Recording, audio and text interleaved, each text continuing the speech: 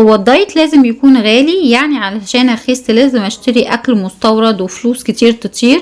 استني بس، النهارده هقولك على 6 وجبات دايت رخيصة جدا، موجودة في اي بيت، بتشبع بجد وتخليكي تخسي من غير ما تحسي انك محرومة. وخلي بالك اخر وجبتين ناس كتير فاكرينهم ممنوعين في الدايت. خلينا نتفق ان الدايت مش حرمان، الدايت يعني اكل صح، سعرات اقل وشبع اطول، والوجبات دي رخيصة وسهلة وتنفع اي حد. يلا بينا نبدأ بأول وجبة. الوجبة الأولى هي بيض وخضار. ونعمل ايه؟ نسلق بيضتين في مية مغلية من 7 ل10 دقايق، أو نعملهم أومليت في طاسة برشة زيت خفيفة. حضري طبق خضار من خيار وطماطم وخس معاهم. البيض من أرخص وأقوى مصادر البروتين، بيضتين بس يشبعوكي بالساعات، ومع الخضار بحجم كبير يشبعك من غير سعرات. تنفع فطار أو عشاء، ولو جعانة قوي زودي بيضة، بس بلاش عيش عشان الدايت يكمل صح. الوجبة التانية فراخ وسلطة. خدي ربع فرخة وشيلي الجلد، يا اما تشويها في الفرن يا اما تسلقيها في مية مع بصل وورق لورا. اعملي طبق سلطة كبير جنبها مع ليمون وخل. الفراخ مش غالية زي ما الناس ما فاكرة، ربع فرخة بروتين عالي بيشبعك ويحافظ على عضلاتك بدل ما تطلبي اكل من بره وتندمي. اعملي الوجبة دي وجيبك هيشكرك قبل الميزان. والوجبة التالتة عدس أو فول دايت. نحضر العدس، إن نجيب كوباية عدس نغسله كويس معاهم مية وبصلة وكمون، من غير سمنة من غير زيت كتير، ونحطهم على النار لغاية ما يستووا. طب لو الفول، نجيب فول مسلوق ونحط عليه ليمون وكمون وشطة من غير طحينة ولا زيت.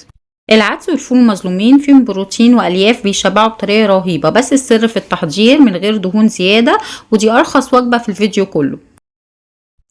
الوجبة الرابعة بطاطس مسلوقة معاها زبادي.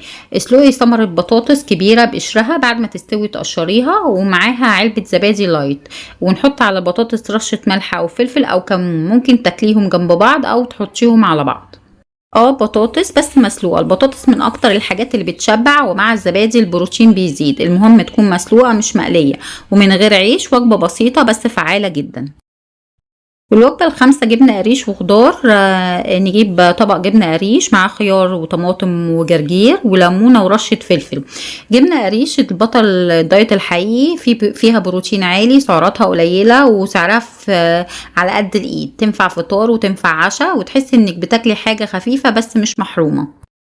والوجبة الستة تونة وسلطة. نجيب علبة تونة نصفيها كويس، ولو فيها زيت اغسليها بمية، معاها طبق سلطة كبير. التونة سريعة وسهلة ومش محتاجة مطبخ، وبتشبع جدا وتنفع في أي وقت، بس السر انك تصفيها كويس عشان السعرات تفضل مظبوطة.